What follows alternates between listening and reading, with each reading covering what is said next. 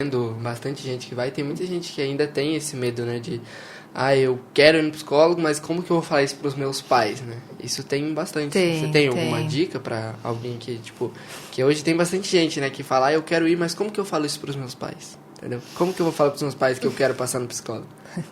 Então, você não tenha vergonha de pedir ajuda, porque isso não é vergonha. Conte-me tudo, não me esconda nada. Não responda nada. Eu acho que no decorrer dos anos a gente teve também uma mudança, porque eu acredito que um tempo atrás a gente tinha muito tabu também, né? As pessoas não procurarem a psicologia, que associar muito psicologia, psiquiatria, coisa de louco. De louco, a palavra é essa mesmo. Vamos ser sinceros. Eu já tive que passar por psiquiatra e quando eu passei, eu falava, você fica com aquela coisa, meu Deus, eu não no... quero passar, tipo, eu não quero fazer o tratamento como se fosse algo ruim, né? Isso. E agora a gente vê que cada vez fica mais fácil mais fácil não, mas as pessoas aceitam com mais facilidade. Nesse decorrer dos seus 20 anos, você viu essa diferença aí de quantidade até mesmo de paciente que você atende? Aumentar, das pessoas aceitarem o tratamento?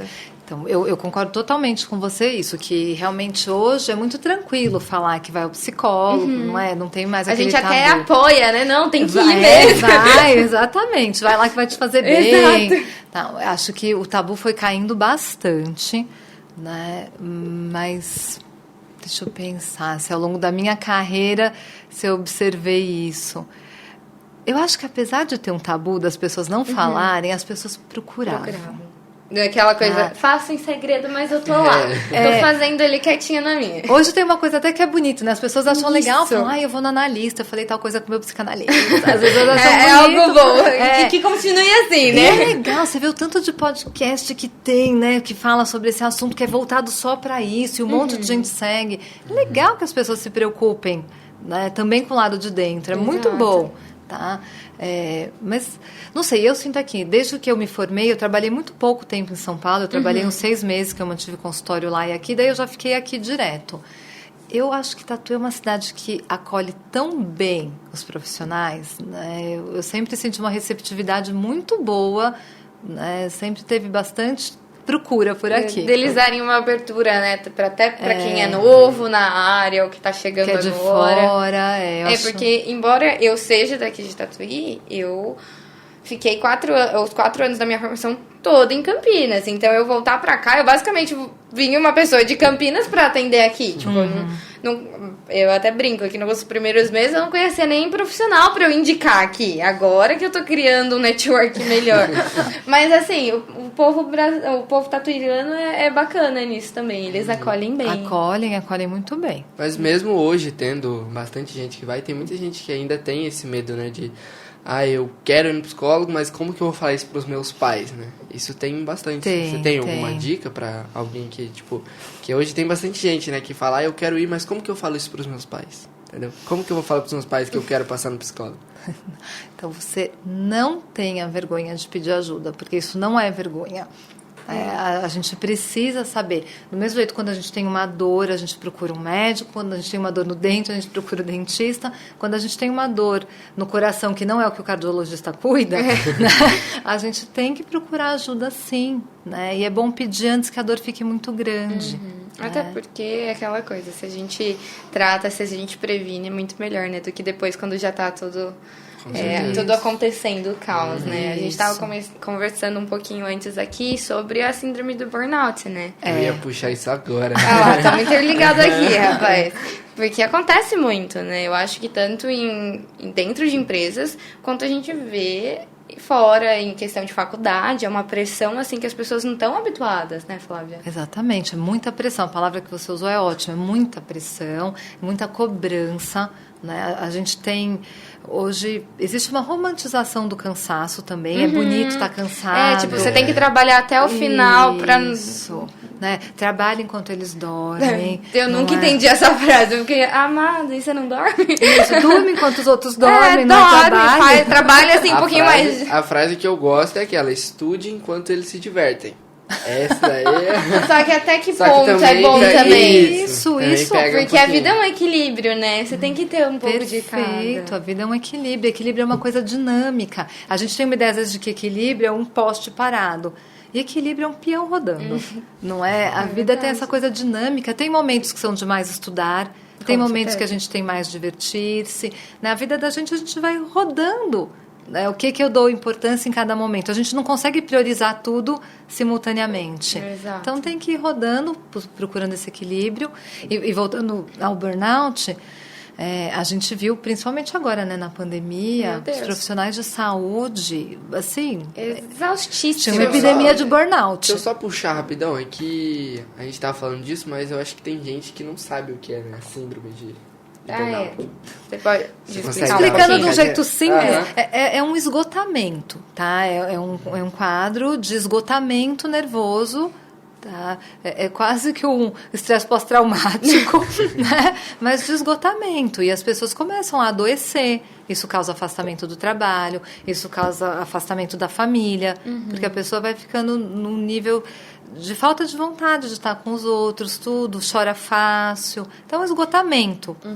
Tá? Mas não é um esgotamento porque teve uma semana difícil. Mas é porque um acúmulo de coisas, né? Isso, vai acumulando, e a gente é convidado a ser forte, aguente, trabalhe enquanto eles dormem. Essa teoria de que não faz muito sentido, né? Tenta fazer isso pra você ver. No final, você fica com burnout. Fica esgotado. Tá, tanto a síndrome de burnout quanto ansiedade e depressão são coisas que pegam muito hoje em dia, né? Sim. Eu acho que é algo que já veio com o ser humano na sociedade. Agora a gente está tendo mais visibilidade, as pessoas estão tendo mais liberdade para falar, mas eu acho que sempre acompanhou, né? Sim, e acho que cada época tem o sofrer típico de uma época, né? A gente vive um momento em que a depressão é um quadro comum, né? Infelizmente, né? Mas é uma forma de sofrer que ela é reconhecida. Sim. Se eu falo para alguém eu tenho depressão, a pessoa entende do que eu tô falando. Não vai falar que bobeira. Isso. É frescura. Talvez há 200 anos falasse, eu tô com depressão. O que é isso? Né? Até tinha o nome melancolia já, mas não era uma coisa que as pessoas se queixavam. Exato. Tá. Era uma coisa que as pessoas levavam a sério também, né? Isso. Então, mas hoje o nosso modo de viver leva as pessoas mesmo para muita ansiedade, para muita depressão. E esse é um dos motivos que eu adoro yoga. Exatamente, Nossa, é o tema que a gente já entra também. Porque yoga é um convite a ficar no aqui e agora. Eu fiz, assim, eu tô meio desfalcada, né? Meu marido até brinca comigo, falou, viu, seu tapetinho de yoga tá juntando poeira lá no canto. Não faça isso com ele. Eu tenho que voltar, mas o tempo que eu fiz, eu acho que eu fiz um mês certinho. Só que eu não fazia aula com professora, agora que eu sei. A Flávia é professora de yoga também. Eu fazia por um aplicativo de celular, eu achei super legal, e gratuito também, usava lá. E era uma coisa que eu fazia depois do trabalho, depois de um dia corrido. Gente, eu tenho dificuldade pra respirar em alguns processos, tipo correr, essas coisas, que eu acho que eu tenho desvio de septo, mas enfim. Mas eu não sabia respirar direito. E até com pouco tempo que eu fiz, eu já senti essa... Você respira, você tem uma tranquilidade do momento. E como que foi essa... coisa de gostar da yoga, porque tem que gostar também, né? Que tem gente que olha você fazendo pose, você fala, o que você tá fazendo? Como é que alguém tem algum prazer nisso? E é tão bom. Eu sou esse tipo de pessoa. Ai, mas olha, quem acha estranho, eu convido a fazer uma aula. Nossa, porque é muito bom. Depois que eu acho que foi uma indireta pra mim. Depois que você começa, é super interessante, que você parece que você se conhece um pouco mais. Não sei, você consegue trazer uma calma, você consegue expandir movimento, é muito bom. Você fez só um mês de yoga? Assim, eu fui fazer, eu acho que deu um pouco mais de um mês. É que eu chutei baixo pra não falar, fiz 6 meses o negócio. Mas eu fazia certinho, pelo menos 3 vezes a semana eu fazia lá, fazia quase 40, uma hora de... Você definiu muito bem o que é yoga. Yoga é um processo de autoobservação e autoconhecimento. É bem por aí. Nossa, eu achei muito bom. E tem muito essa associação, né, com a psicologia também, né? Que ela te traz pra um... Tem. Ela trabalha... Yoga tem toda... A gente conhece muito a parte de posturas de yoga. Mas yoga tem toda uma parte psicológica, filosófica, muito interessante. Mas você perguntou como é que isso caiu na minha vida? Foi na faculdade também. Né? Muito antigamente, lá no século passado... Porque isso foi em 95. Na faculdade ainda tinha educação física obrigatória. Então a gente tinha que escolher uma... Na faculdade. De psicologia tinha... A gente vê na escola, né? Então, na escola na USP, todos os alunos de todos os cursos tinham que cursar educação física, uma matéria de educação física. Olha, né, como prática esportiva. Pra manter todo mundo saudável e fazer alguma coisa. E aí eu escolhi yoga. Eu fui lá ver o que tinha de opção. Falei, legal, yoga. Me inscrevi, fui sorteada, fui fazer.